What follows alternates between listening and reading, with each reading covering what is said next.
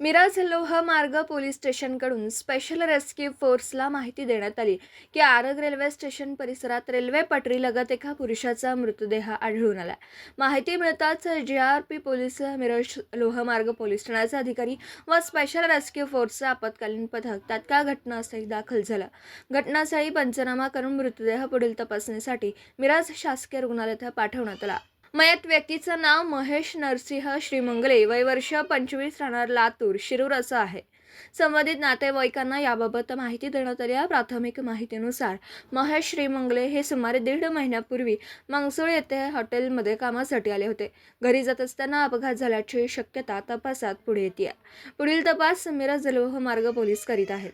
या कार्यवाहीमध्ये Mahadev ambulance service व special rescue फोर्सचे कमांडर कैलास वडर, महादेव वनखंडे, सागर जाधव, अमीर नदाफ, आकाश कुलप व कृष्णा हेगडे यांनी सहभाग घेतला. दिवसभरातील घडामोडींचा आढावा घेण्यासाठी पाहत रहा N24 मराठी न्यूज चॅनल.